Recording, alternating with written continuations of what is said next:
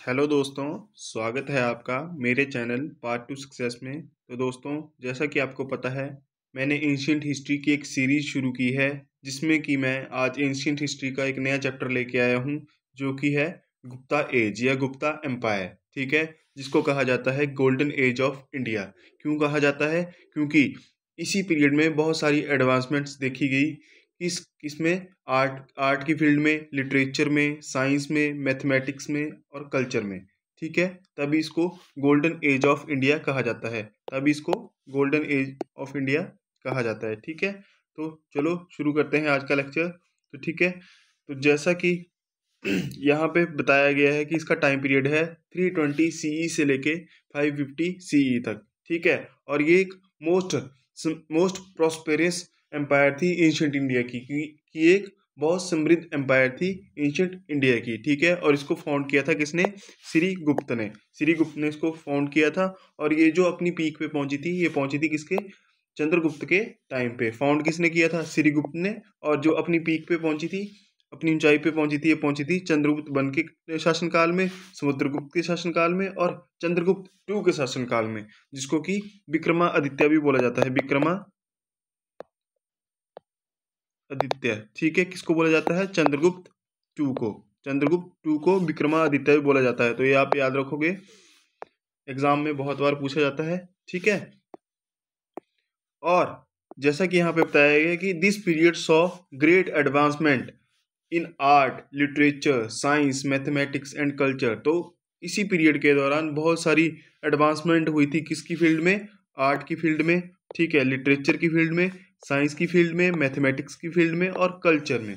ठीक है, तो अब हम आगे जो इम्पोर्टेंट रूलर्स थे गुप्ता एम्पायर के, उनके बारे में जानेंगे। ठीक है, या थोड़ा थोड़ा उनके बारे में पढ़ेंगे। तो जैसा कि यहाँ पे बताया गया है कि कितने इंपॉर्टेंट रूलर बताए गए हैं। जैसे पहला है श्रीगुप्त, दूसरे हैं घटोत्कच, तीसरे थे चंद्रगुप्त वन और चौथे थे समुद्रगुप्त, पांचवें थे चंद्रगुप्त टू, छठे थे कुमारगुप्ता वन और सातवें थे स्कंदगुप्ता।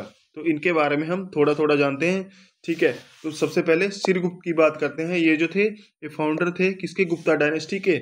और इन्होंने रूल किया था जो एक स्मॉल किंगडम थी इनकी, कहाँ पे? मगधा, उसके ऊपर इन्होंने रूल किया था। और मगधा जो कि मॉडर्न बिहार है अब। ठीक है, मॉडर्न बिहार, वहां पे इन्होंने रूल किया था। ठीक है, और ज्यादा कुछ इनके बारे में बताया नहीं गया है। जो इन्फॉर्मेशन है वो यही है कि इन्होंने फाउंड किया था और इन्होंने मगधा एम्पायर पे रूल किया था। ठीक है, अब दूसरी बात आती है किसकी? घटोत्कच की। घटोत्कच की। और इनका जो श्रीगुप्त है, इनका टाइम पीरियड है 240 से लेके 280 सीई तक। 280 सीई तक, 280 सीई तक, 240 सीई से लेके 280 सीई तक। ठीक है, अब बात आती है घटोत्कच की। ठीक है, घटोत्कच जो थे, ये बेटे थे किसके? श्रीगुप्त के। श्रीगुप्त के बेटे थे ये। ठीक है, और क्या हुआ कि इन्होंने ही, मतलब एक माइनर किंग के तौर पे इन्होंने भी रूल किया। कहाँ पे? मगध पे। ठीक है, और इन्होंने अपने, मतलब जो एम्पायर था गुप्त एम्पायर, इसकी एक्सपेंशन थोड़ी सी, उसकी शुरुआत जो थी इनके ही टाइम पीरियड में हुई थी। किसके? घटोत्कच के। और इनका टाइम पीरियड है 280 सीई से लेके 319 सीई तक। ठीक है, 280 सीई से लेके 319 सीई तक। ठीक है, अब बात आती है जो अगले रूलर हैं, वो है चंद्रगुप्त वन। ठीक है, इनको माना जाता है कि यही जो थे वो रियल फाउंडर थे किसके? गुप्ता एम्पायर के। ठीक है, क्योंकि इनके कार्यकाल के दौरान ही जो गुप्ता एम्पायर का एक्सपेंशन था रियली में, वो शुरू हुआ। इन्होंने ही कंसोलिडेट किया उसको अच्छे से। ठीक है, तो इनको जो है वो रियल फाउंडर माना जाता है किसका? गुप्ता एम्पायर का। और इन्होंने जो शादी की थी वो की थी लिच्छवी प्रिंसेस थी एक। कौन थी? उनका नाम था कुमारा देवी। उनसे इन्होंने क्या किया था? शादी की थी। ठीक है, और इन्हीं के टाइम पीरियड के दौरान गुप्ता एरिया की शुरुआत होती है कब? 319 सीई से लेके। तो इनका जो टाइम पीरियड है वो है 319 सीई से लेके 335 सीई तक। ठीक है, 335 सीई तक। तो ये आप याद रखोगे।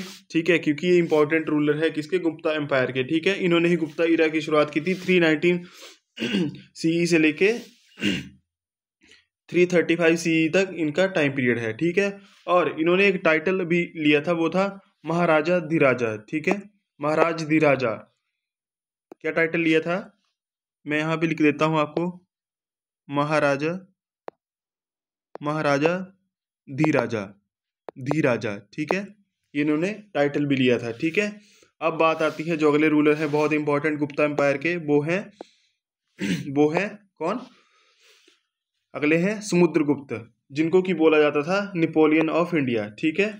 और ये नेपोलियन ऑफ इंडिया इनके बारे में कहाँ लिखा गया था, वो लिखा गया है, मतलब कहाँ पे बताया गया है कि ऐसा इनको बोला जाता था, वो ऐसा बताया गया है जो इलाहाबाद पिलर इंस्क्रिप्शन है, ठीक है, वहीं पे इनको इनको इनको कहा गया है क्या, नेपोलियन ऑफ इंडिया, ठीक है। इन्होंने क्या किया था, इन्होंने एक्सपेंशन की किसकी, गुप्ता एम्पायर की, ठीक है। इन्होंने बहुत सारे मिलिट्री कैंपेन जो थे वो लॉन्च किए, जो इनके राइवल्स थे उनके अगेंस्ट, ठीक है। इन्होंने कंक्वेस्ट किया कहाँ पे, मतलब इलाहाबाद पिलर इंस्क्रिप्शन पर, जो थी जिसको लिखा गया था, इसको लिखा गया था किसके द्वारा, हरिसेन के द्वारा। हरिसेन ने इलाहाबाद पिलर इंस्क्रिप्शन जो थी वो लिखी थी, ठीक है। जो इसके कोर्ट पोइट थे कौन थे, हरिसेना। ये भी आप याद रखोगे, ये भी एग्जाम में पूछा जाता है कि समुद्रगुप्त के दौरान उनके कोर्ट पोइट कौन थे, उनके कोर्ट पोइट थे कौन, हरिसेना, ठीक है। इन्होंने क्या किया समुद्रगुप्त ने, कि इन्होंने हिंदुइज्म को प्रमोट किया, ठीक है,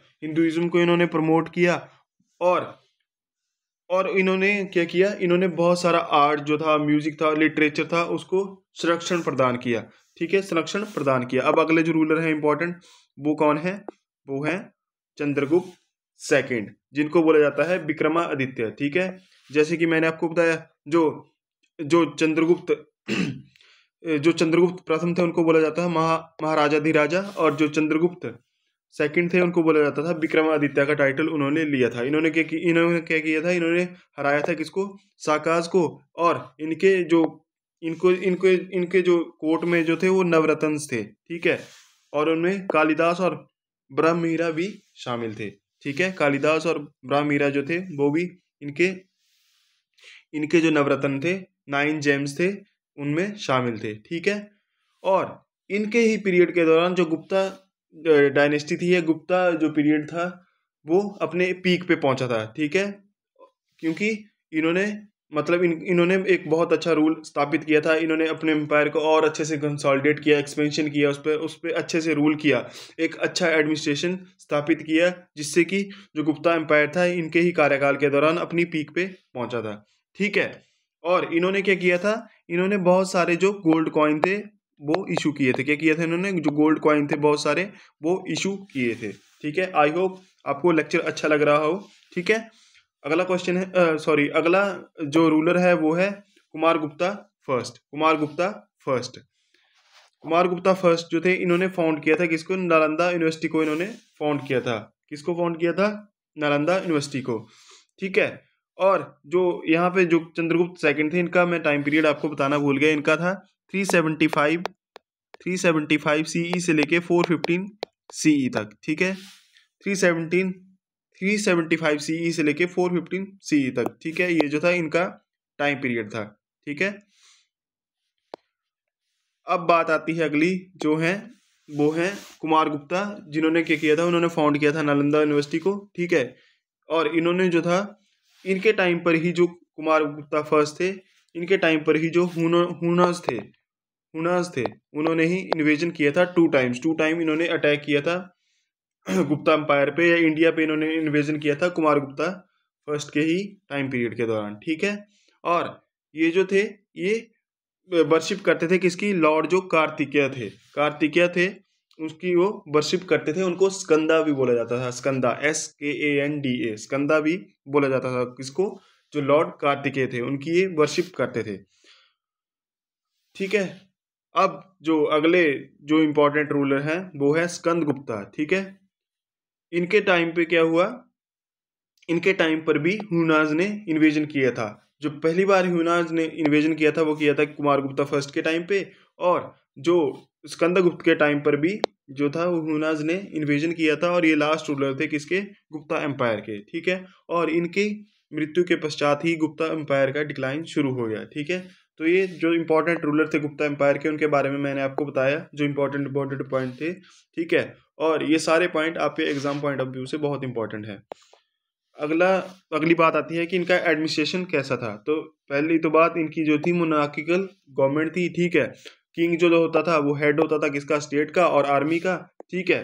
और जो मिनिस्टर्स होते थे वो उसको असिस्ट करते थे, ठीक है।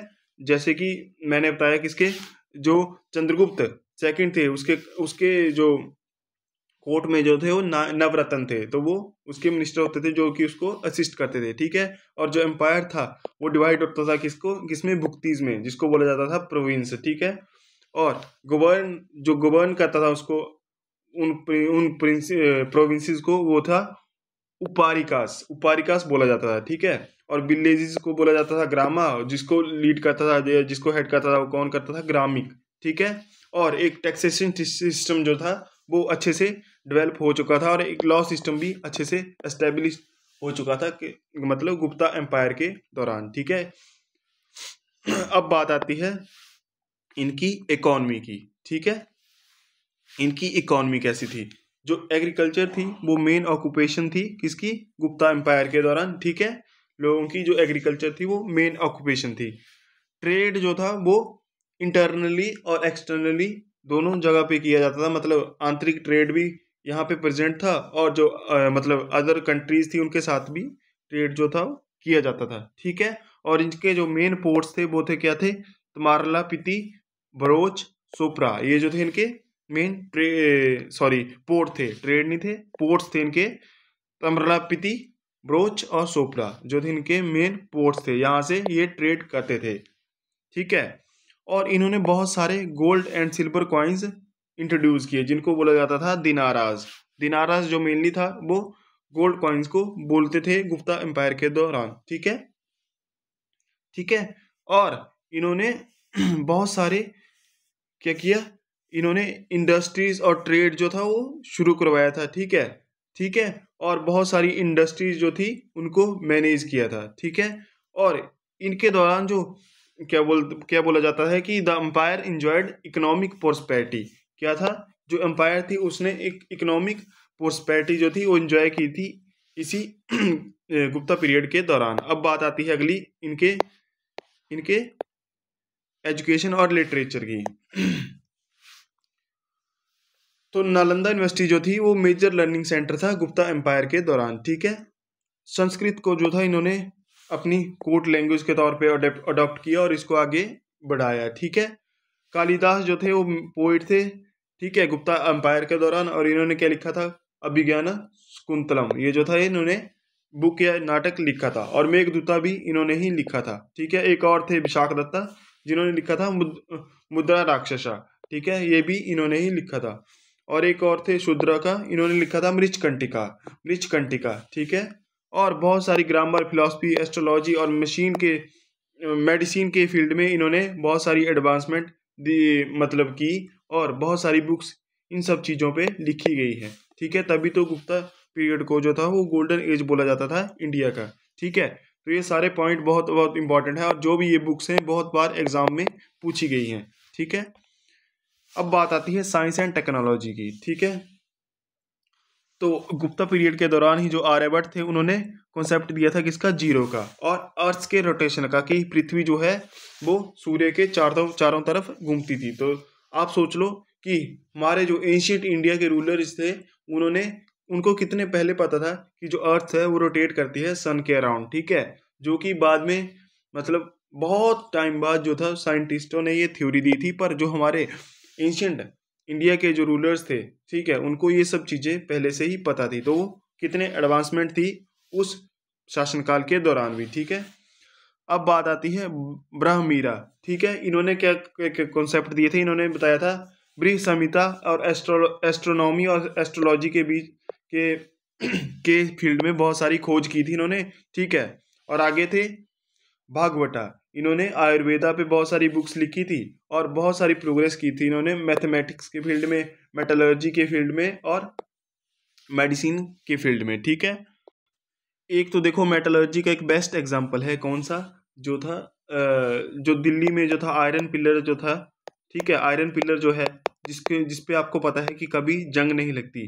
तो देखो वो बेस्ट एग्जाम्पल है किसका, मेटलर्जी का, कि इन्होंने आज तक मतलब देख लो उस जो आयरन पिलर है उस पर आज तक कभी जंग नहीं लगी। ठीक है,